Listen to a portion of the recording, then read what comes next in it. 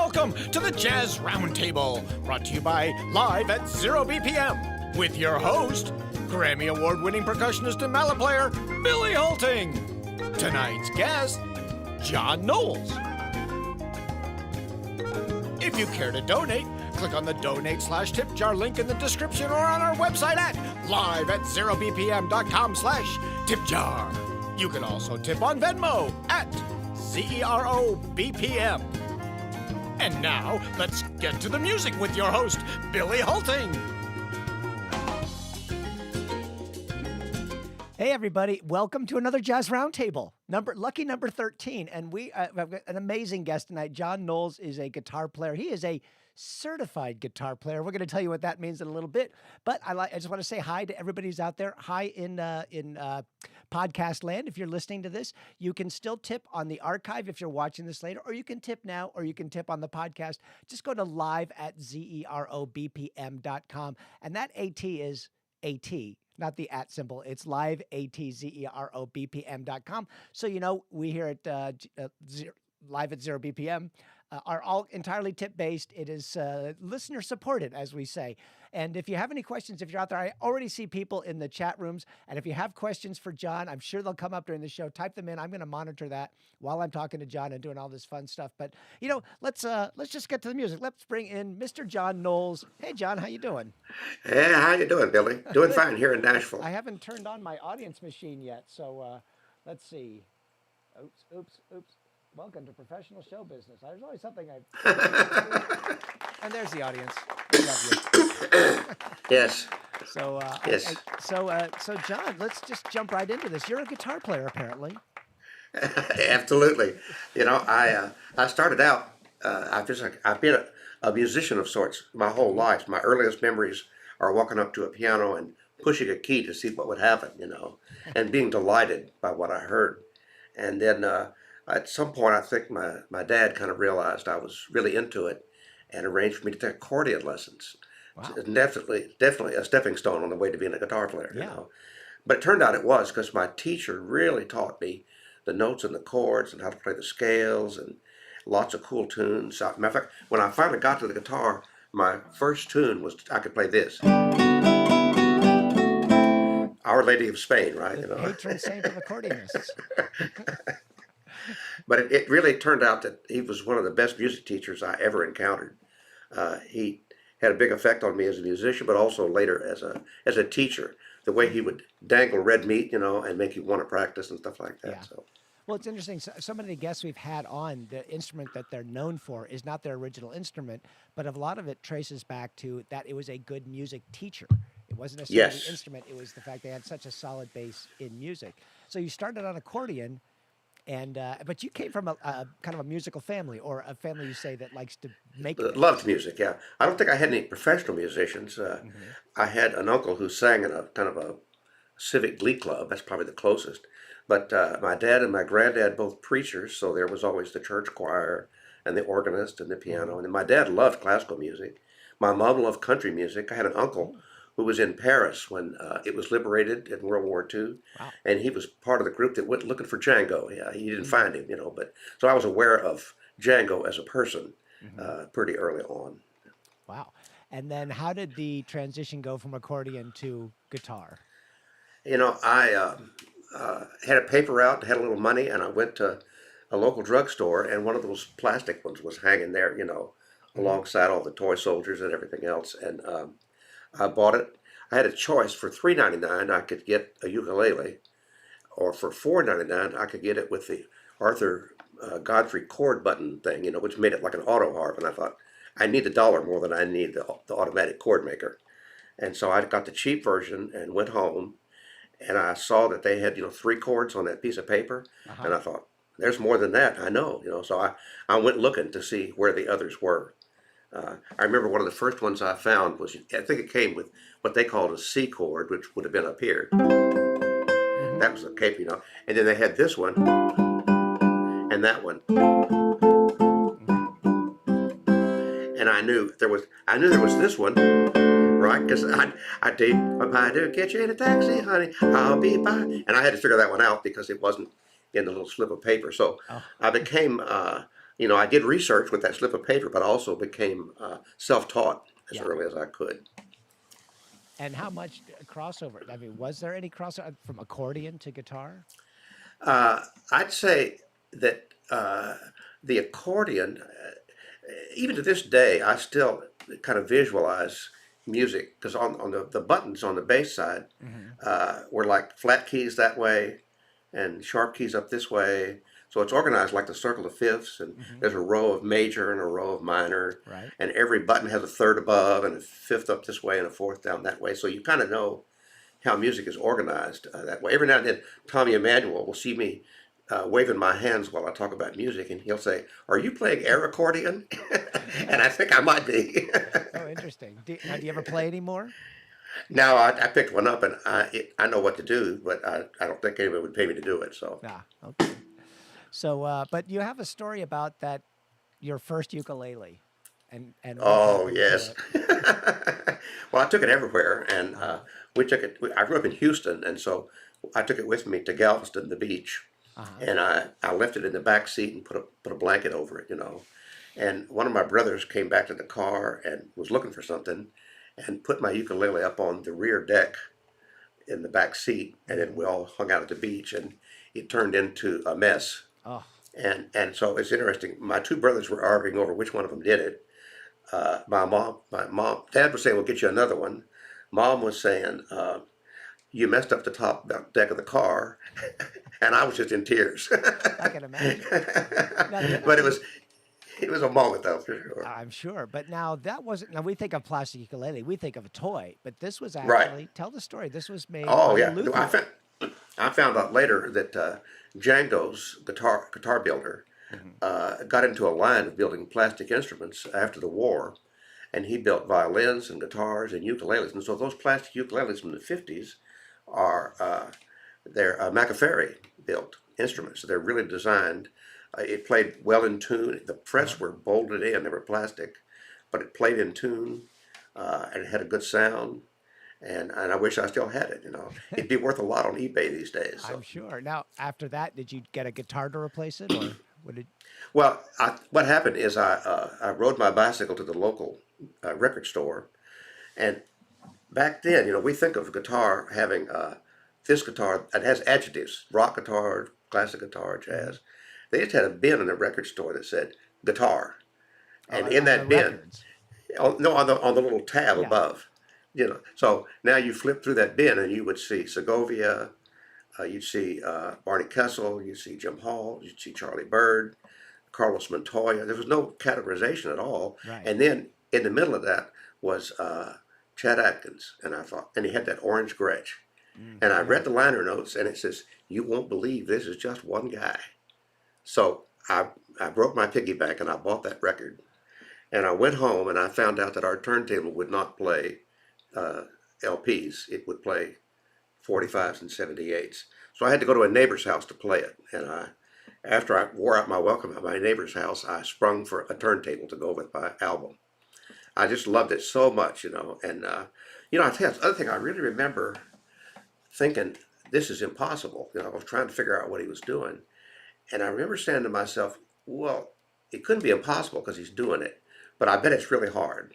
And I got to tell you, that flip in mindset from impossible to really hard is huge, because what we do is not impossible. In some cases, it is difficult Hmm. and it's tricky to learn how to do it, but there's a path from I can't do it to I can do it. Which And it starts with I can't do it yet. And it's yet is a big word. that's a really important thing because we have people that watch the show and that sometimes ask questions about the process, and we're going to talk about getting into playing jazz and the different technical stuff. But that's such a big deal. There's a lot of people that go, "Oh, I can't do that. I can't do that," and they're just convincing themselves to not be able to do it. So I Yeah, love that yeah. mindset. It's like, yeah, it's hard. It's going to take some time, but I can get to it. So uh, anyway, I the think I feel very, I talk about every now and then people say, "Oh, you're so talented because you can play." And I think if I have any gifts, it's almost that the fact that I had confidence in myself, mhm. and the fact that I love music, and the fact that I didn't mind rolling up my sleeves and getting to work. Those things are my gifts. The result is the music you hear. So Oh yeah, we could do a whole episode just on don't forget talent. Yeah, You it's know, it's hard, not critical. it's hard No. work. I mean, look at people that are great. They're more often freaks of commitment than they are freaks of talent. You know, or Yeah. of musicality, whether it's sports or music or whatever they're into, that sort of thing. Now, I'm going to go early. I don't normally do this that early, but I have to say hello to some people who are out there because, Oh, great. full disclosure, I was just in Nashville with John on a Tommy Emmanuel camp, and a bunch of people were there, and we have a bunch of them in our room. We've got Shashi. All right. She's the first one to say hi, and of course, Hi, guys. Bunny is here also. Oh, buddy, yeah. And then we have another guy, Jim Rollo, who, I'm sorry, can I read this? Oh, it's Jim Rolfe. Sorry, Jim. I'm so far away from the screen, it's hard to tell. But he does have a question, which we will get to. But also over on this, we have Mark Boulanders over on the Facebook side. And of course, our regular Tommy Sibbins is here, and Joyce is here, and Andre is here, who has already tipped. Andre is our most consistent tipper of the shows. And Andre's a guitar player here in LA. He says greetings. Thanks in advance, yeah. And Joyce saw you play with Muriel Anderson yesterday on her show. It was a beautiful Yes. duet. So you're all over. We had so much fun. And I tell you, you were talking about improvising, and I don't think of myself as an improvising player. I do think of myself as an improviser when I'm working at home. Mm-hmm. But usually by the time I perform, I have it about 80%, worked out. But as time has passed and I've gotten around Tommy, and then last night again with Muriel, I found myself just making up stuff, so Yeah. maybe I was wrong. Maybe I am an improviser. Well, it's interesting because I know you come from more of a finger-picking country background, but I Yeah. see you on stage with Tommy and think, oh, that guy's a jazz player because of the tunes Yeah. you play, the repertoire you do, which we'll get into with your fingerstyle quarterly and all your other things. Mm-hmm. A lot of those examples and videos you have are jazz tunes. Yeah. And you're playing with a real fingerstyle. So but this first question that I get from Jim, he's Jim Rolfe, sorry. He says he'd like to know more about your guitar and how you maintain your nails. Ah, Can we get okay. a close up on the nails there? If I can do this. I can They get look like I have to wave my arm the wrong direction. Now they look maybe like a quarter of an inch long there, from the outside. But if Yeah. you turn them around, they're just barely hanging over the edge of my fingertip. Oh, If I okay. can- Yeah, we can kind of see that. Yeah, and it's if you could see from where the guitar sees them, they don't stick up very much. They don't look long from the string side. Right. This is probably as long as they ever are. And what I'm doing is when I touch the string,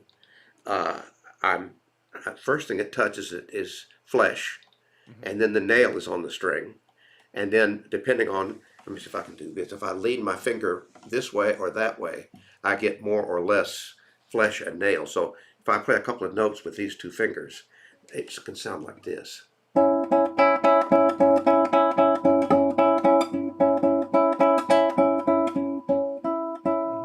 And it's what I'm doing. I think of like a singer would have different vowels, in their voice. So the bright sound is like an E, and the dark sound is like O.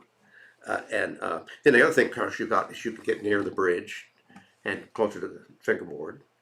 But all those things, and also on the thumb, as my good friend Eddie Pennington says, that John Knowles, he plays with a naked thumb. So almost everybody else that I hang out with plays with a thumb pick, which puts your thumb like this. Right. But because I'm playing more like this, my hand looks more like a classical player than I it see. does a thumb picker, so that my nail can still hit, the string like that. Okay. Well, would you like to play a little something for us? Oh yeah, I'll do that. Okay, let's get back And the to- guitar, I'll come back and say more about the guitar, but it's built by Kirk Sand out in Laguna Beach, and I love Kirk's known me for a long time, and this is probably the third or fourth guitar he's built for me. But he's also fixed all my guitars a lot, so he's real familiar with my instruments and with me as a player. So I've always called this our guitar. Okay, well, Let's see here. what are you going to play for us? I think I'll play. I'm going to play a tune I wrote for Lenny Bro called "Lately," and I wrote this about a year after his death, and I was just missing him. And I do this a lot. I'll write one line of lyrics that say what the song feels like. Lately, I've been feeling lonely. Lately, I've been feeling blue. Lately, I've been missing you.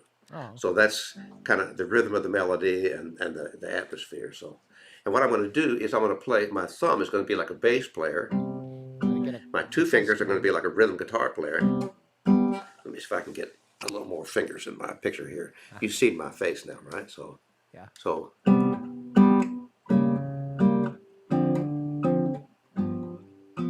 And then my ring finger can play like a singer.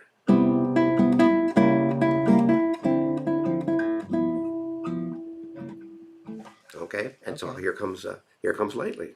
Okay.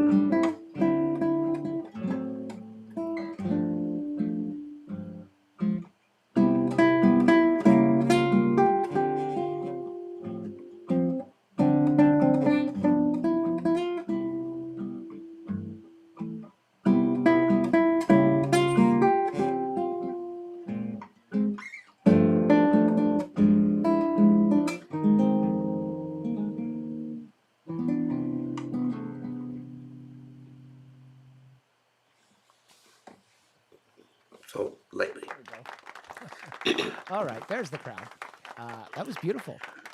And you load Thank that. you. I have a little video of you. Let me get me back up on screen here. I have a little video of you, a song that you wrote called Blues Bros. Blues Bro, yeah. Blues Bros. Yeah, let me say a word about that, Oh, and do then we'll play it. So there's a lot of things I picked up from Lenny. He would, if you'd ask him the question, he would tell you exactly what he was doing. Mm-hmm. Sometimes the answer, even though it was right on it, would also kind of blow right past you because you couldn't figure out how to do it. For instance, in Lately, what I'm playing is quarter note triplets on top of regular 1, 2, 3, 4. Mm-hmm. So there's 3 da da da melody notes for every 2 rhythm notes. That sounds easy until you try to do it. You know? With the blues, what Lenny would do is he would play like here's a C7 up here, and so what you got is the root, the 7th, and the 3rd. So he'd play the 3rd and the 7th and leave the root out. And if you come down a fret, you got F, and then go up here, you got C, and your G, F, C. It's like 1, 4, 5, 1.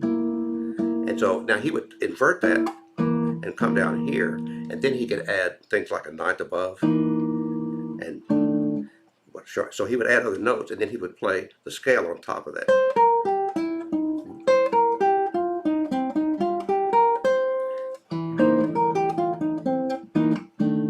And that was kind of how he did the blues, get those kind of like a piano player with melody and comping, you know, with the left hand. Right. So that's what I'm doing when you see Blues Bros. Okay. Crank it up. Let's hear it. Let's hear it for Blues Bros. Yeah.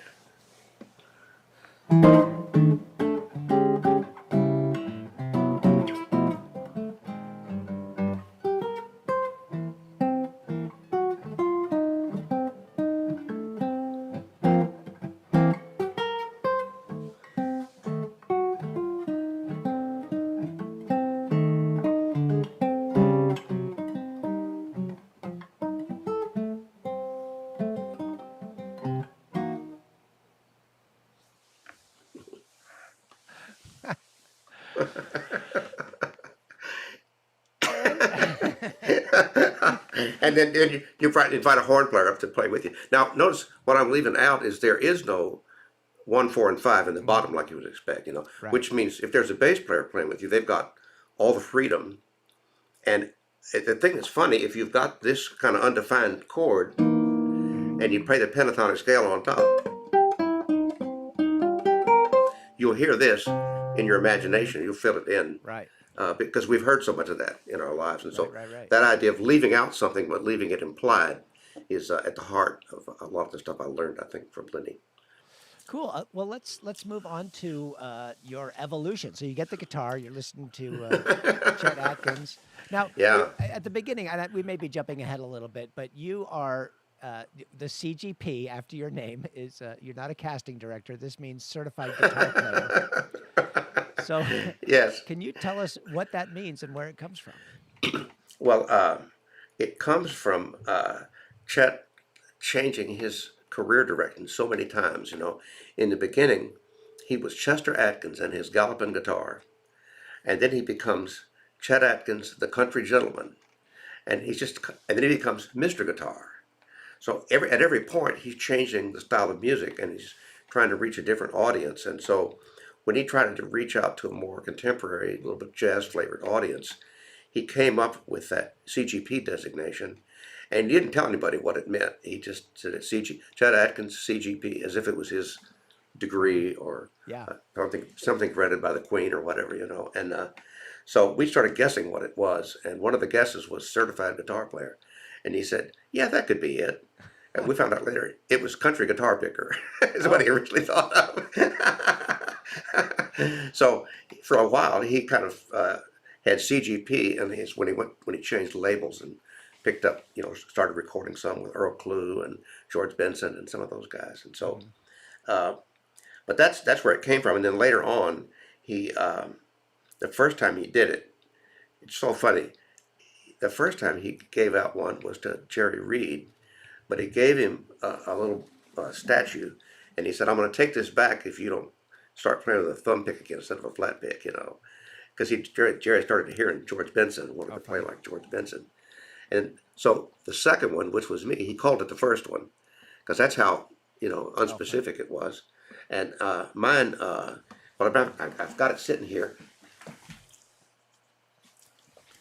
It looks like a proclamation, you know, with all this whereas and wherefore. I can't see there. It is like that, yeah.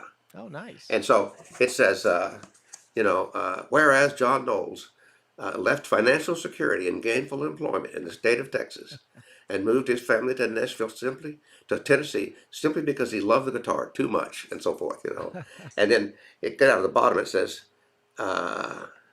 therefore, by the authority I grant myself, I award John this honorary CGP, and so that's mine. And then each one is different. Tommy's looks like the Washington Monument. It's kind of a statue. Steve Warner's is a gold record looking thing with a big proclamation written on it. Well, I have to say, looking at that he also has some pretty impeccable handwriting. Oh yeah, that's right.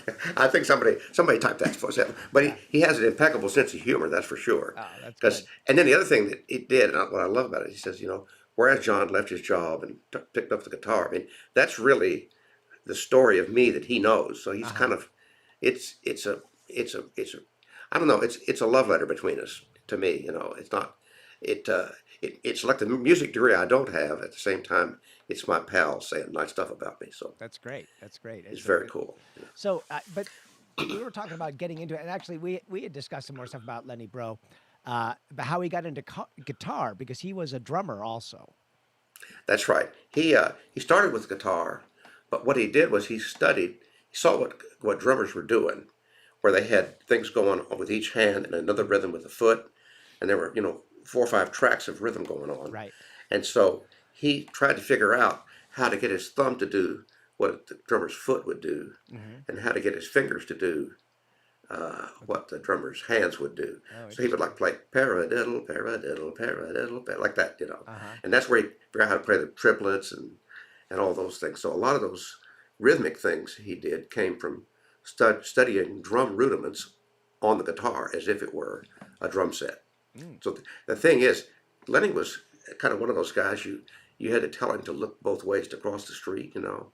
So real life was confusing to him, but musical life was like, he was deeply into it. I've never seen anybody like it might have been to hang out with Vincent van Gogh, you know. Yeah, interesting. You wouldn't trust him with a scalpel, but with a brush, yes. Well, yeah, and Lenny Bro started out in the country world, didn't he? That's right. His family had a country band, and Chet actually knew about his mom and dad because they were on RCA label. And so, and as a matter of fact, the earliest stuff, his dad is Hal Lone Pine Bro, And so and Lenny is booked as Lone Pine Jr. for a while, so he's probably 12 or 13 when he's playing with the band for the first time. So Yeah. there's recordings of him that early. Wow, but he got into the jazz thing. It's interesting. We just did history of the jazz guitar parts 1 and 2 recently, and they did talk a little bit about Lenny Bro, but it's nice to get a little bit more in depth. And it's interesting when you talk about cats like Lenny who played other instruments, and that had some influence on them. Or listening to you say you play accordion, but then the other thing about Lenny, and we talked about the way he played chords, and because he was way into Bill Evans, right? Yeah, he if you stop and think about how a piano player would play chords, you'd play some notes with your right hand. I'm waving that's my right hand, folks. And with your left hand, you play bass notes. Just kind of an automatic way to do it. Right. It's not the only thing you're trapped with. So Lenny would do things like play a triad and then add a bass note with his thumb. So the thumb and 3 fingers kind of sets up like left hand, right hand on piano. So, we all, I think if we have the Mel Bay book, play C major 7 this way. And so if you want to add a 9 to that, what most people would do is take 5 out and play 1, 3, major 7, 9. And that's the one that's, in chapter 2 of the Mel Bay book. But what Lenny would do is leave the 3rd out and leave the 5 in, and you would now have, and again, context would tell you that it was major. So usually we think of the 3rd needing to be there, but now watch what happens is, the rest of that chord is this. G, B, E, 1, 3, 5. That's a G triad. Put the C back in the bass, and now it implies a C major 9, even though all the 3rd is not there anymore. And so when you do that, I'll show you my favorite thing he ever showed me using this idea. So I'm going to play a G chord, and then I'm going to diminish it. Then I'm going to play an F chord and diminish it, and then play an E minor. Oh, wow. So now, watch this.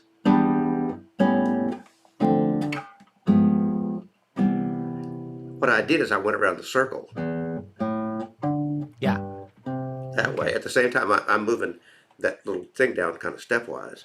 And the way I first heard him do that, when I knew what he was doing, we were at the house, and it was like July, and I had a fireplace here at the condo, and he says, "Man, like that fireplace, you reminded me of Christmas." And he says, like chestnuts, like an open fire. And so he started doing this.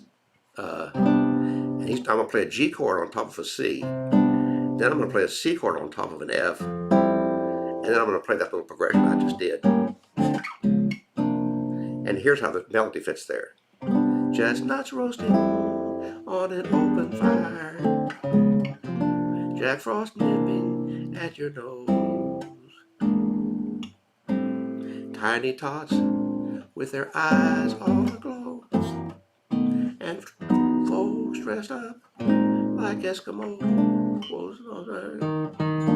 I can't hear myself with my headphones. Da-da-dee-dee-dee. Everybody knows. And every one of those, maybe 1 or 2 exceptions, is a triad. Like this E is a B triad sitting on top of an E. And then this is an A flat triad sitting on top of a B flat, going to an E flat at the bottom with a B flat triad sitting on top. But they all sound like the chords we know, but they're just little flavors, that you don't expect. So I use that idea a lot. Well, they're very pianoistic sounding, like you said. That's right. Kind of That's the way right. piano players are, like when a arranger's piano and that sort of thing. But Yes. it's also interesting when the way you talk about just like the G over the C.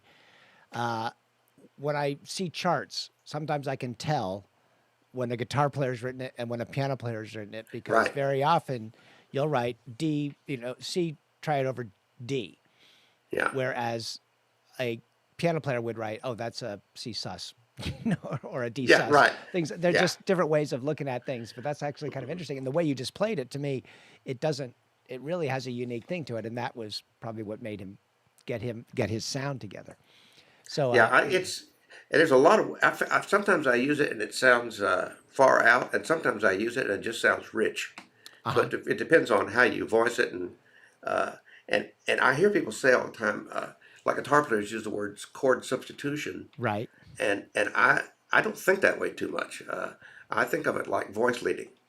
And if this voice leads me in that direction, I'll get an unexpected chord, but it's not a substitute chord as much as it's a following a voice. Yeah, these inversions, but I do like that approach. So that's a really good tip. So we're going to go back to the chat rooms here. We got a lot of comments. Oh, Bunny, who calls herself the left hand nag, wants you to move to your right so we can see your left hand better when you play. Like this. Let me get the full screen up here so we can see what it's. Yes, so then we can see both hands when you play. Okay, and I'll back up a bit. We'll be good to that. So thank you. And let's see who else we have here. We have Mark is here. He says his favorite Chet song is "On a Roll," and Jim is here. Let's see. Oh, he has another question about your nails we can get to. Let me get to some of those things. Okay. Shashi says you have your special talent for transcribing. She would like to know if you have any tips on how to get better at that or training your ear to do that. We get that question. And Bunny is here. I already said hi. But also we have new tips from Mark and Jim and Christian. So thank you very much, everybody. Oh, man, and that's somebody great, guys. is watching from, Gary Cole is here. He was just at the camp. He says hello from the Oregon coast. So Boy. You guys have all spread out since everybody was here in town. Huh? yes, we were all in Nashville for those of you who weren't the thing. So we were all in Nashville a week or so ago. And this is great because we get, like you said the other day, you and I have had like little tiny short conversations, but yesterday we were talking for a while and tonight it's actually nice to hear a little bit more of the story and everything. Yeah, it's. I think that when we all get together at those camps, we walk away with little moments we've had, and every time we'll see each other from now on, there's a connection already established. It's those are pretty rich experiences. I know everybody who comes and thinks of themselves as a camper knows that, but I want you to know, all of us who are involved in presenting the camp are harvesting the fun of it, just like you are. It really means a lot to us to be with our people. Yeah, it's great, and you're one of the things about the camps that we look at the feedback forms, and so many people comment about how you come in with a plan. You actually have a plan for what the class is going to be, and they really enjoy that because you've got a whole I can pull up a thing on the screen here. Let's see. You've got a True Fire channel, which most of the guitar players do. Yours is called the Fingerstyle Buffet. And when I create the show notes for this, if you're listening to the podcast or even if you go watch the videos, there'll be a link to the show notes, and you can find John's channel. But you also have something called your Fingerstyle Quarterly, which is I can even make this larger here for the nice people out there. It comes out, I'm guessing, quarterly. It did. I created 40 issues, and then I realized I'd kind of done what I could do. So now it exists as a library. Can you tell us about that? Well, what really happened is I was writing, kind of ghost writing with Chet, some columns for Guitar Player magazine, and so we would go to his office, and he'd say, "What do you want to do this time?" And so he'd say, "Well, I think I'll tell him about how to do this or how to do that." And so he would talk and then play, and then I would go home and edit our conversation and transcribe the music and send it in, and Guitar Player or Frets would publish it. So we did that for about 2 years, I guess. Oh, cool. And then when he moved on and decided he didn't want to do it anymore, I had this thing of creating columns. And so the quarterly really is kind of columns like in a guitar magazine. No color pictures, no interviews, and then also I walked out of Chet's office. I had a cassette of what we'd done, so I could listen to it. So I added a cassette from the get-go. So it always had music, text, and audio to hear. And the audio is both performances and commentary on how to learn the tune or what my ideas were for. And I wanted to share not only how to play the tunes, but how I was thinking, just like you see me doing right now. What you see me doing right now is the podcast version of the quarterly. Yeah. Or the Fingerstyle Buffet is now with video, which I didn't have, in the beginning. So well, it's nice your approach here because the explaining what you're going to do and then do it is really kind of fascinating for musicians and non-musicians. Like people who are just fans of the instrument, it's nice to know the process behind it. And some people are better at explaining what they're doing than others. Some people just play, And I used to study with Victor Feldman, and he was amazing. And I would say, "Oh, what was that?" And he really didn't know. He'd have to go back and see what he did. Whereas suppose I studied with Emil Richards also, and I go, wow, that was really cool. What was that? He goes, oh, I wrote a book on this. He would write everything down. So it's really nice to hear your approach, and when you Well, play these things. I think some of that comes from my detour. After I graduated from high school, uh, they wouldn't let me go to music school because I was a guitar player, and that just wasn't a thing yet. They And told so you you couldn't be a music major? it's exactly the words. Oh If my. you played a legitimate instrument, Ooh. I said, "What about Segovia?" I said, "You're not Segovia," which I wasn't. But well, Wow. the cosmic justice there was ultimately they do add guitar to the curriculum, and guess who's the first teacher is? One of my Ooh, let me students. guess. One of my students. Nice. Revenge served cold, right? But now you also taught as a guest artist at Berkeley College of Music. That's right. I've been up there several times when they started branching out to include a lot of fingerstyle, Chet Atkins and Jerry Reed and that kind of stuff. And the as soon as they started doing that, I was the guy who had been hanging out with all those people. Right. I realized the teaching thing for me. When I left, well, so I didn't major in music. I majored in physics. So for a while, I become a research scientist, Mm. and then I leave that job and go back to music, and I really try hard to build up my teaching chops because I realize it's groceries now. And so, uh, and by that time, I was writing down what the student things for the students to play, and one of the first things I did was write a book of arrangements that all the teachers at the music store had done for Christmas. So it had staples, it had music written out, the whole thing. So I was kind of rehearsing getting a chance to later write things for Chet and Jerry and so forth. So by the time Berkeley adds a lot of that to their curriculum, I've been documenting these other players for maybe 15, 20 years. And it makes me a natural guest because I've seen things. I mean, and Right. the other thing is, I got to sit in a room with my heroes. I mean, come on. That's pretty special. It is. I think when I set out to, and I kind of realized that I was getting into this, like I was 28 maybe when I decided to be a musician professionally. I realized that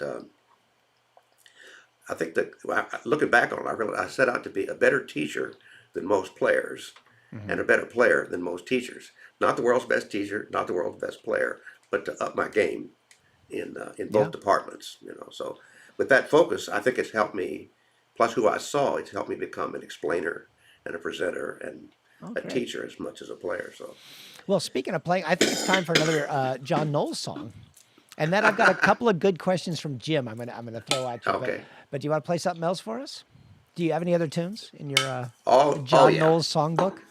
yeah. I'll tell you. This is one that I heard that Chet and was going to record with George Benson. Mm-hmm. And so I decided I would write a tune that they would record. Ah. You get big aspirations, right? Mm-hmm. And I got about halfway through it, and I showed Chet what I had so far, and we finished it up. So we wrote it together. Mm-hmm. They recorded it, but the album never got released. Oh. So what you're hearing is something that is now live on the podcast. But this will be one of the handful of archival performances. And this is Lenny Bro's chord changes. Again, right? But I'm doing it like 2-5-1, Right. and then the bridge I wrote like a night and day, you are the one. Those chords. Mm-hmm.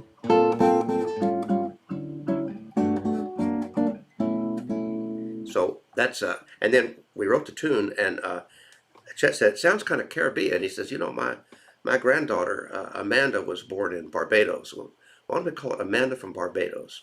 So we named it, after his granddaughter. So Amanda from Barbados. Let's see if I can back up a bit and everybody can see me. And Oh, that's good. I'll cut my forehead off just a little bit here. So That's yes, it. there we go. All right.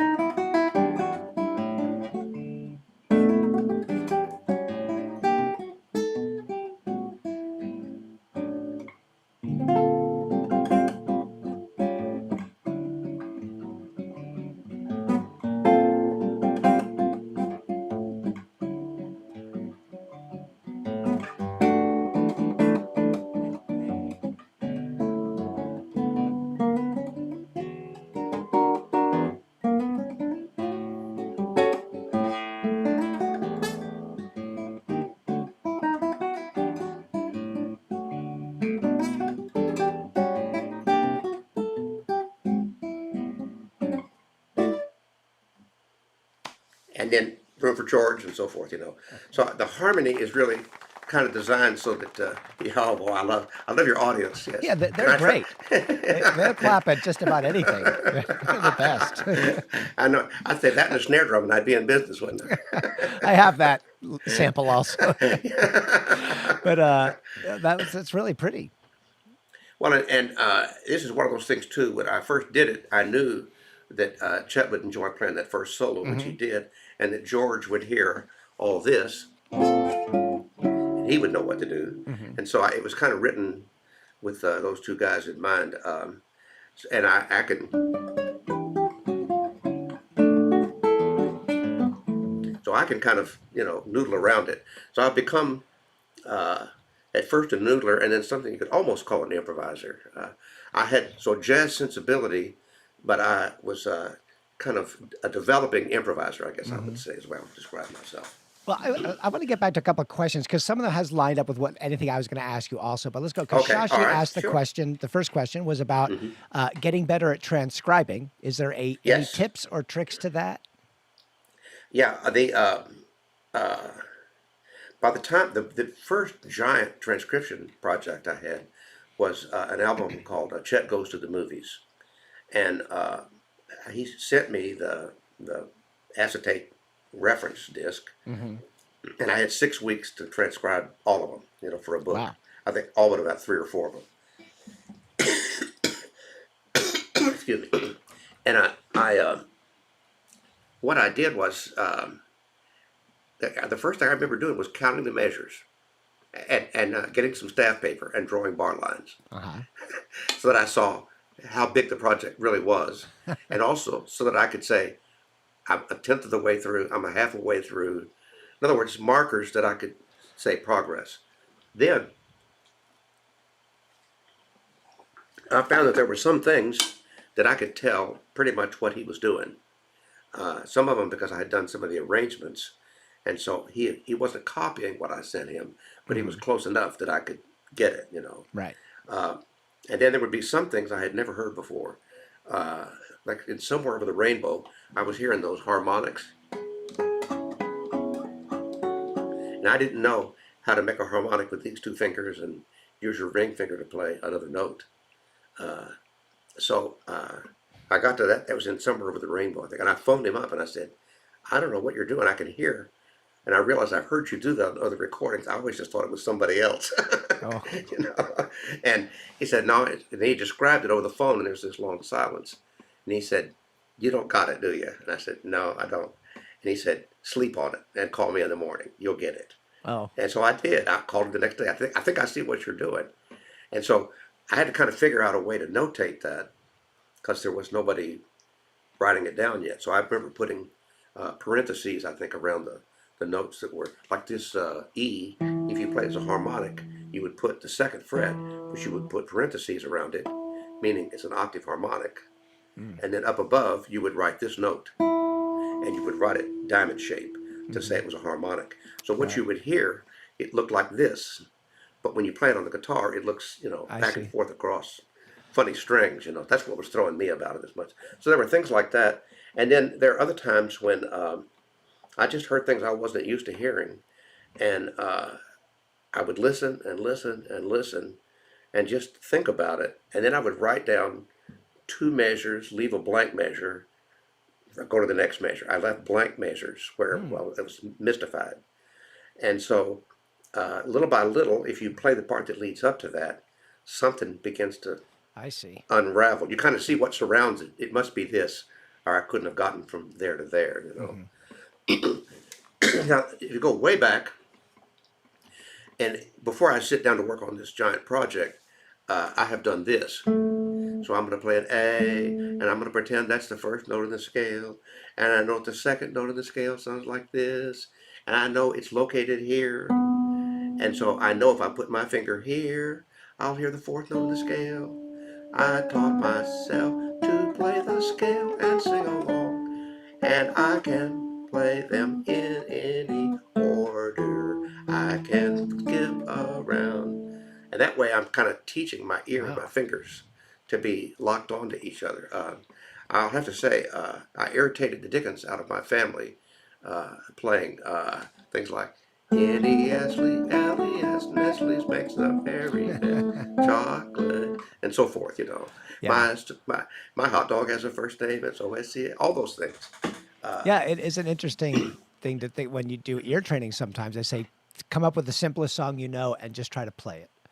Yeah. And trust your ears. So that's a really good practical application of what you're doing there. So, but I'll just add one other thing in that for Shashi, anybody else that's transcribing, there's some amazing software out there now, which Oh gosh, yeah. you can slow it down to any speed and maintain the same pitch. Because back in the day when we used to have these tape recorders I could do at half speed, but everything was then down an octave, and so it would be really mushy. But now there's all these helpful ones that can do that sort of thing. Let's see. Yeah, like I will say my transcription version of walking to school in the snow uphill both ways would have been that I listened until I could play it over and over in my head and slow it down. So the slow downer software was repetition and brain power. Yeah, it's like we talked about earlier. The only shortcut is to spend all day doing it. That's right. Yeah. Now, I hope that helps with that, and that's a good thing. And I do you think transcribing how valuable is that for? Well, for me, well, first of all, I learned a lot of what Chet was really doing. I was close before. And now I knew when it was going to be in a book, I couldn't settle for close anymore. Right. And the standard I set for myself is this is going to be the book I wish I had when I was 15 years old. And so when you do that, you have there's kind of a benchmark for not accepting shoddy work. The other thing about Chet, when anybody was around him, it was kind of like being in a session with like Abe Lincoln or something. Yeah. You just knew you had to bring your A game. He didn't rag on you, but he just kind of walked into the room and the floor lifted and the air got rare. I get it. Well, let's move on. Jim has a bunch of questions. He asked about the neck on your guitar is a classical neck, right? And Bunny came in and said yes. And you also played nylon strings. That's right. And so growing up, I should have sent you a photo of me as a teenager in that Hawaiian band with my orange Gretsch and my thumb pick, because I went through all that, and it's really when I'm about 28 and I'm teaching at a music store where almost everybody is a classical player. So I picked up a really good classical and took off my thumb pick, and then some really good classical players started hanging out in Dallas.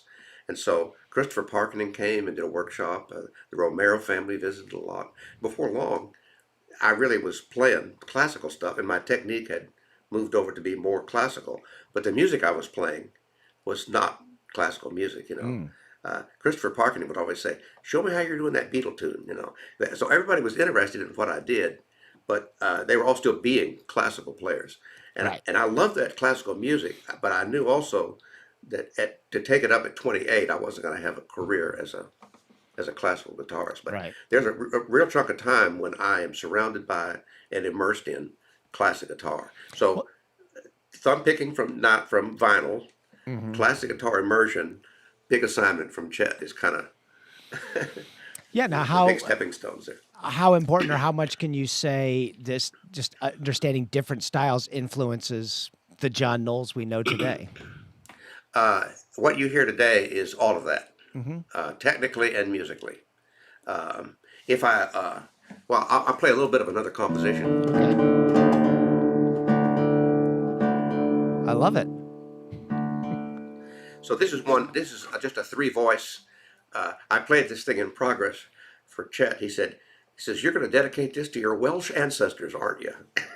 Whatever that meant. It sounded English and European to him, so.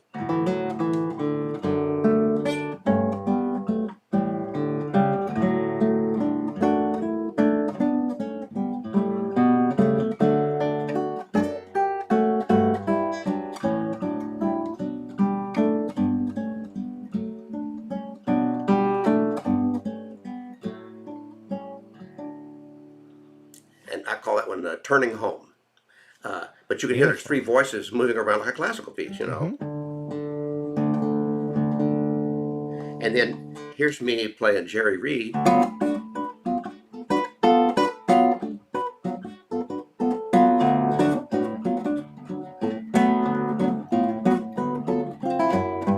No thumb pick though, right? I'm not muting like this, like you would if you were playing with a thumb pick. So everything I'm doing sounds slightly different than most thumb picking finger players. Well, Would. one of the comments we had, Jim wanted to know, he liked, I know John did some Jerry Reed transcriptions. He'd like to see if you have any comments you have about Jerry. Do you have anything else you'd like to say about him? Oh man.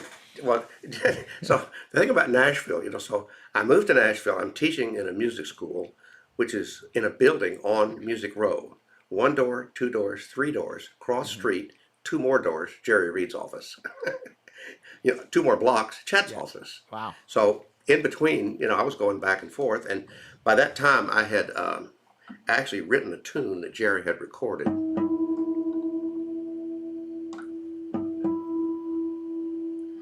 Because I'd learned how to write lyrics a long time ago, when I was 12 or 13, I guess.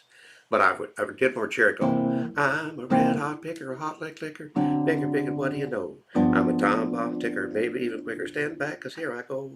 And so he recorded that song, so he and I kind of knew each other. And I told him I wanted to write a book of his tunes. And he said, hey man, that's great. What tunes you thinking about doing?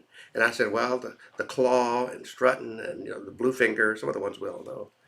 And he said, yeah, that's great. He says, do it and show me what you got. And I said, well, I was hoping you would show me how. I ain't showing you nothing. You learn them and I'll tell you if you're right. So I sat down just like I did before and learned the tunes. And Chet could play some of them, so I got him to show me how to play Strutting. And then I sat down and showed him to Jerry, and he said, well, do that again? Couldn't be that. He said, that's too hard. If it was that hard, I wouldn't have done it. Hand me that guitar, and then he would play it. So that's how I got to see him play him. I would make a mistake. Well, that's an interesting thing, because you got to hang out with your idols, and that sort of stuff. And not everybody gets to do that. I mean, like I said, some of these camps we do, you guys, the campers, as we call them, the attendees get to hang out with you guys. But I guess today the kind of modern version of that is all the videos, your True Fire channel, and somebody good Joe Robinson's been on the show. He's got a True Fire channel. So is Vinny Raniolo and Pat Kelly. They all have these True Fire channels. And then I guess there's all these videos on YouTube to get up close and watch what somebody's doing. Of course, it's not the same thing as interacting. But well, I think that, but you're right. I think the idea of the channel, it's a little bit like the quarterly, except it's got video and it's got feedback. People can say, oh, you did this. How did you do that? Could you show me more about this? Oh, and so it's being designed in real time. Whereas the quarterly, I did it and I put it in the mail and that was it. So I just on True Fire, because I don't play guitar, so I haven't been on it yet. But so they watch a video and they can ask specific questions about the video, and you get back to them on it. Oh, that's very cool. That seems like such a much more kind of in between a private lesson and, just watching the regular. Yeah, and I can even add, and I haven't done this yet with my channel because I'm still trying to figure it out. I can add a private lesson, which means you would make a video of you playing something, and it would upload to the True Fire site. And then I could watch you play it, and I could make comments and give you tips. So it wouldn't be a real-time lesson. It would be, your time and my time, and then you could see both things. And then I think you have the option of deciding if we want to leave your video and my comments up there for the group, or whether you want it to remain private. So, and I would encourage people to say, let's go for it. And so it may be that you've learned a piece on True Fire, but it may be that you're composing. I haven't figured out exactly how to do that part yet, but and then we could also, it's got a kind of a podcasty component that you can add, which would be maybe 5 players get together and all this week we decide we're going to play this Jerry Reed tune. I see. And so everybody could play it and I could do comments and show you what I've learned. So it's a growing platform. We're all deciding, what to do with it and how to really use it. Well, the thing that really strikes me as great about that is, and one thing I know about you and conversations we've had over the past so many years, is you like to hear somebody play. And then get into the discussion with them about what they're doing and what they're not doing. And I think that sort of thing is invaluable. And also the posting of a student's video with your comments, because sometimes you learn a lot watching somebody else be instructed. I tell you, it's like, wait a minute, I do that, or I didn't even think about asking that. I know. What a great format. So maybe we need to do something. To watch, that's the classical music masterclass is what that is, where one student gets up, 30 students are watching, the student plays, the teacher coaches and makes observations, but you get to watch without being on the griddle, Yeah. And I took a class like that in Spain. Segovia was supposed to be the teacher, but he wasn't there. He was sick, and his teaching assistant, Jose Tomas, was the best teaching classical player I was ever around because he would really make shrewd observations, and then he would turn around to the class and repeat his observations in Greek and Japanese Wow. and French. you know, Wow. and so that the whole class, whoever was there, and then also he would tell jokes, and then he'd repeat the joke in several languages. Wow. Yeah, I was curious how jokes translate anyway. But we're kind of getting close to the end here. We can go a little bit longer Yeah, because there's a couple sure. things else I wanted to talk to you about. And one of them was just like we talked about learning other instruments, but also taking your mind into new directions to learn something non-music related that has the effect on you. And I'll tell you, I actually have something. I think I have it sitting here. Do Yeah, you I have do. it? Let me grab it. Okay. Yeah, I do. So I wanted to write out music, Right? and there was no music software yet. And so the community college where I was teaching, there was a woman teaching calligraphy, the fancy hand lettering. Mm-hmm. And I looked at that and I thought, if you just did this, it would look like a rest and a clef sign and all that kind of stuff. So I took a calligraphy class and taught myself to write, like an old monk would have done in the old days. And I did the first page of Genesis for my dad, the preacher. Ah, And you can see what I've done there is you have to teach yourself spacing, repetition, phrasing, rhythm. It's all musical elements, but they're there visually, not orally. right. And so now by the time I did this, so my first 3 or 4 books, if some of y'all have like Jet Goes to the Movies or the Lenny Bro Fingerstyle Jazz, if you look at it, it's not typeset. That's my handwriting. Oh, wow. So I wrote like 3 books like that, and then when Finale software finally came out, I thought, thank goodness.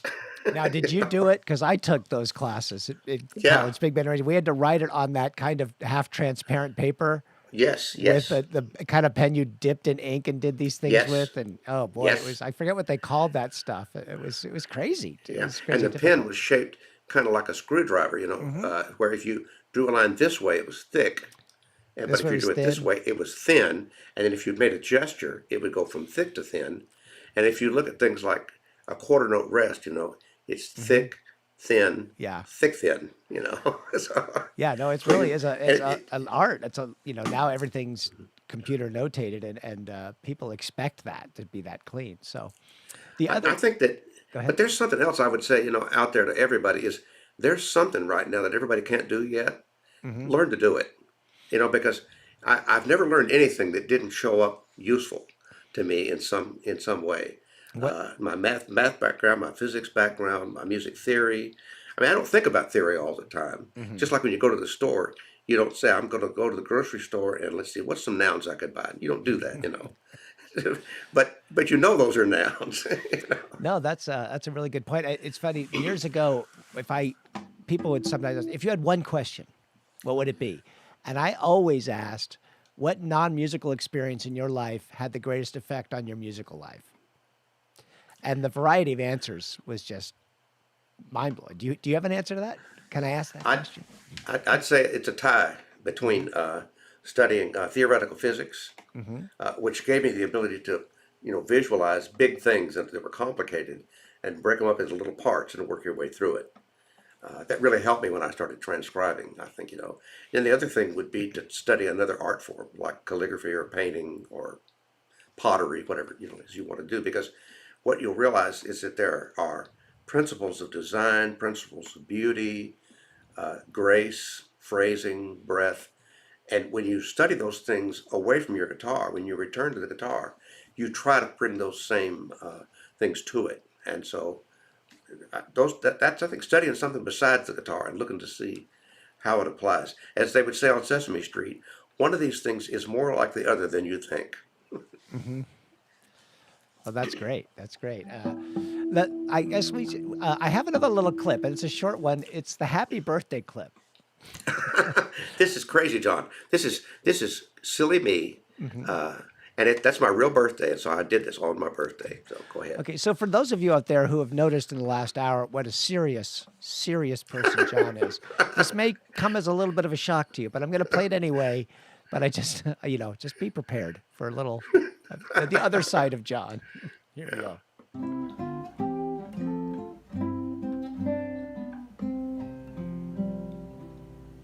It's the 12th day of Christmas, and it's my birthday too. Happy birthday to me. Lucky me. The best birthday gift I ever received was a guitar 64 years ago. We played a few tunes, worn out some strings, many years to go. I know you'll still need me, I know you'll still feed me.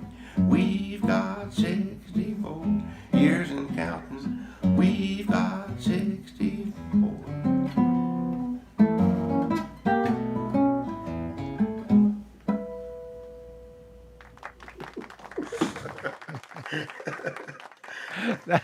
That's great.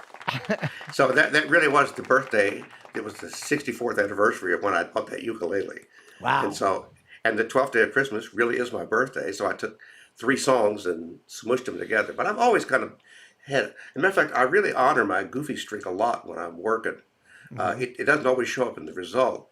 But gee, I wonder what would happen if I did this. I wonder what would happen if I did that. Is a big part of it. Can I tell one quick Chet story? Sure. He had an idea to write a Christmas tune, and he said, I remember him doing this, East Tennessee Christmas, calling to me. And he showed me that much, and then we were going to write the rest of it. And I think back on, look what he was doing. Jolly old St. Nicholas, lean your ear this way. It's almost that. So he's kind of set it up right. And then we got to the middle part, and he was calling East Tennessee Christmas, calling to me. And we got to the middle part, and I said, well, we could write it like the unwhite Christmas song, like, you never know if it's going to snow in Tennessee. I said, it might snow. And he came back with, don't you know, which is an expression he used all the time. He just said that. This is a good meal, don't you know? So it might snow, but don't you know that I don't care? So that was him just kind of giving that flip response. And that ends up in the lyrics to that song, our Christmas song, East Tennessee Christmas. So he was like that all the time, that kind of crazy side. And you honor your crazy side, but then you try and refine it and put it, in a context, your musical voice context. Oh, that's great. That's great. Let me get back here.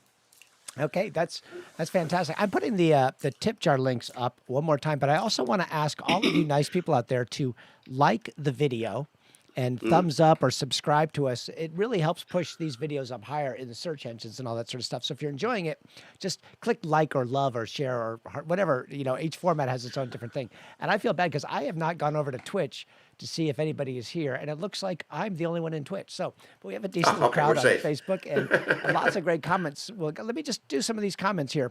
So Jim says, I have a newfound respect for John, not with regards to music, but with his accomplishments. And I think he means he already had high regards for your musicianship.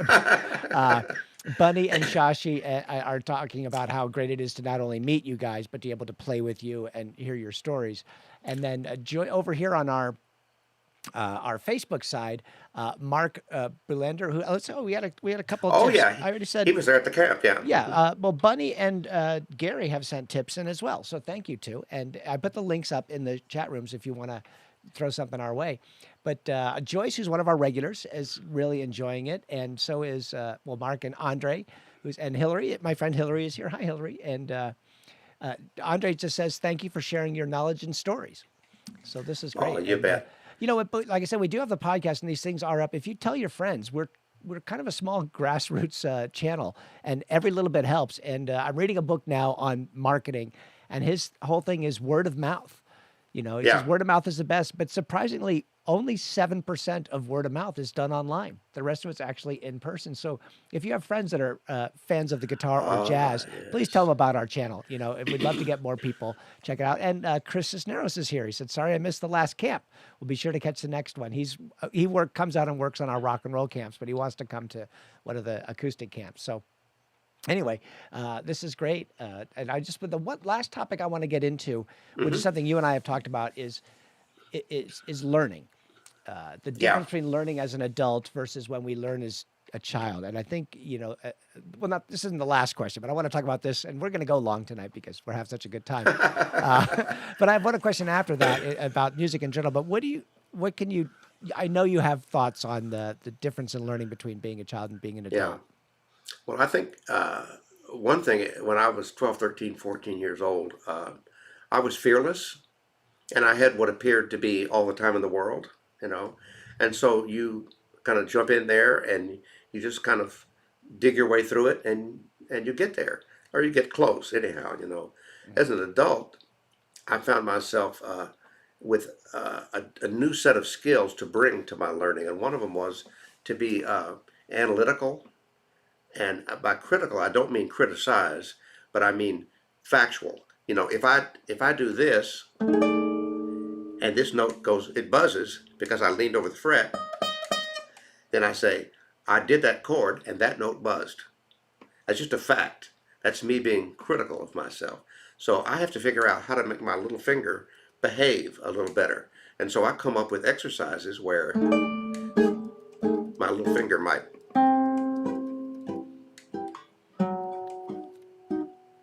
it's just something where I'm trying to make my little finger be kind of a lead instead of a follower. So as an adult, I was able to kind of, and I also asked myself as an adult, the question is, if I could improve one thing, what would the thing be that would make the biggest difference in the overall result? And inevitably, there's something. If you fix that one thing, it fixes two or three neighboring things, you know, whether it's landing on time or not buzzing or, you know, whatever it is. So I think there's a lot of that kind of analytical, reflective thinking that I brought to it as an adult. The other thing I realized as an adult that you hear all the time as a kid, be sure and learn it right the first time because it's really hard to change. And I'm here to tell you there is no such thing as learning it right the first time. Think about how you learn how to talk. You learn how to talk wrong and then you fix it. You learn how to walk wrong and then you fix it. You learn how to ride a bicycle wrong and then you fix it. So I will tell you, whatever you've learned so far, it is insufficient to your next step. So get ready to unlearn something and replace it with something you now recognize as more refined, more elegant, and ultimately easier because it's a better way to do it. So I think that whole thing of knowing that the door to getting better is open to anyone who will sit down and, matter of fact, right now I'm sitting in what I call the chair, and the chair is where I go to play music. It's where I go to practice. It's where I go to compose. But usually when I perform, I go to a chair. So anytime I'm in the chair, I'm doing serious work. Nothing casual happens in the chair. It doesn't mean I don't have fun. If I can tell one more Chet quote, people at Frets magazine mailed questions for Chet, and we turned on the cassette player and I read the questions, and then he gave the answers. And one of the questions is, how do you make yourself practice? And Chet's response was, is that a real question? And I said, it's a real question. He said, well, then I better answer it. And he thought a minute and he said, it helps if you love it. So there we are. Don't forget how much you love this because it actually is the biggest motivator out there. The fact that you'll be so happy when you can play your music more elegantly for your delight and then for the delight of others, you know. So That's great. That's great advice. I almost feel, but I do want to ask one other thing. yeah. Like we talk about casually, you and I have several times, just about any thoughts on listening to music. Oh yeah. I think that I listen to a lot of music that's not guitar music, and I might listen. Tommy and I were saying the other day, you know, we might listen to Frank Sinatra because number one, he's a great singer, but also he hires good arrangers. Mm-hmm. So you get to hear good harmony, you get to hear good voicing, you get to hear good bass parts. And so now when you come to your instrument, you've got a kind of a catalog of, it's kind of like if you want to cook, go to a good restaurant, you know, and see what they're doing and then come home and say, so how could I do that? in my own modest way. You know, you will not replicate what they're doing, but you come back with inspired with ideas and so forth. And then the other thing is go to a concert with somebody who knows that music. Who you go to the good stuff. If I've got good friends, I love to go hear an orchestra play with. You know, if I've got friends in town, I know whether to take them to hear this guy or that guy. Back in the day when you could do that, of course, all the time. So I would say that, and I listen to all kind of music I'll never be able to play. Then every now and then I say, maybe I could play that, or maybe there's an idea I could steal from that. Another effect that has on me is when I'm playing, sometimes I don't think I'm a guitar. Sometimes I think I'm a choir or an orchestra or a pipe organ. I try not to think I'm a bagpipe, you know, but maybe I am sometimes. But anyhow, all I'm saying is the ways of sounding show up in the way I visualize playing music. Yeah, I think that's that. Well, that's great. And I want to thank you, John. We're going to give a big hand to John for being here. Thank you, John. Ah, yes. The audience, boy, they love you. And Oh, I want to I know say it. thank you to everybody out there that's listening, everybody that's listening on the podcast. You know, thank you for doing that. I'm going to try to get that out this week, but I may be slowed down by the holiday weekend and things coming up. But a couple of things, just a few more comments. Mark says, your continued legacy, John, is so appreciated. And I think everybody thank agrees you. that. Thank you. You know, Bunny says learning John's arrangements is invaluable. And so many people have been commenting on all your little nuggets of advice. Well, they're more than nuggets. They're like boulders of advice, I'm going to say. They're all like, oh, that's so true. Oh, I love that. Great advice. So I know the people here are walking away. So, you know, send this link to your friends. This is going to be up forever, Yeah. both Facebook and YouTube, and it stays up on Twitch for a month. So I guess me being the only person watching, I guess I could watch it there for a month. But the podcasts are up forever, and you can do that. If you tip, you get put on our mailing list. I send out one a week, and then I send out one each day of. And I'm just going to take I'm going to just take a second there because some of you people have not, some of the viewers haven't seen a show before. So this is the upcoming shows we have coming up this week. You know, Thursday night, 2 nights from now, we have Switchblade 3. It's a rockabilly band. They call themselves the Big Band Trio, and it is a freaking party. It's so much fun. Then next week we have Sippin' Time, which is it's a vocal and a quartet. Nikki and Larry Steen, Yaron Levy, and Chris Blondell are playing. Then the next Jazz Roundtable is Doug Webb, who is one of the #1 sax players here in Los Angeles. He has a collection of over 200 wind instruments, and we're going to show off some of that. Plus talk to Doug about jazz. He's one of the cats in town. The 21st is still open, but then we have Dave Tull, who's a he's a really well-known drummer in the jazz circles, but he's also probably one of the best scat singers in Los Angeles. He's absolutely amazing. He's coming in with a trio with Quinn Johnson and Kevin Axt. And then we have the Mike Hoffman trio, and I know Chris Wabich is playing drums. Not sure who the bass player is. And then we're doing a rare Saturday night concert. That one's going to be 6 to 8. And we're doing it a backyard concert as well as streaming. And that's me, Billy Hulting, with Chris Wabich and Larry Steen. And then we've got Herman Matthews. If you've seen the show before, I have a live room over here. Holds like 4 people. We're going to have 7 guys in there. Guitar, bass, drums, keys, and 3 horns. That'll be fun. Herman Matthews is an amazing drummer. Wow. Played with the Tower of Power, Kirk Whalum, the Isley Brothers. He's really just a powerhouse drummer. And so that'll be a lot of fun.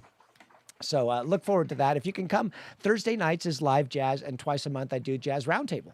So again, we're all tip-based, so anything you can do. And let's see, I think we got a new tip from Jim. Thank you, Jim. And Thank you very much. John, you've been fantastic. Your stories are great. It's funny. We've been on for an hour and 15 minutes, and I think I've got an hour's worth of clips to to play throughout the next few months. But Oh, that's great. Jim says this was a great Live at Zero broadcast. Thank you, Jim. Shashi says bagpipe. Yikes! Hey, don't knock the bagpipe till you've really heard a great person play the Well, bagpipes. I said that, but I also remember when we had the burial service for Chet. We were all there at graveside, and it's a Southern tradition that each person takes a shovel of dirt and puts it on the coffin. We're all kind of standing there, and all of a sudden, across the field, bagpipes playing Amazing Grace. Wow. Chet had asked for that, so pretty moving. So in the right circumstance, bagpipes, yes. So in the right circumstances, you are a bagpipe. That's right. Okay, well, I would say Thanks so much. Oh, gosh. Sure, I'm going to play the outro video, and then hopefully we will see you all very soon. Okay? Thanks, John. I will talk to you all soon. Bye, everybody. Bye-bye. Thanks Thanks for joining us at Live at 0 BPM. These videos we archived on YouTube and Facebook, so tell your friends. These Jazz Roundtable shows will also be released as a podcast, so please subscribe.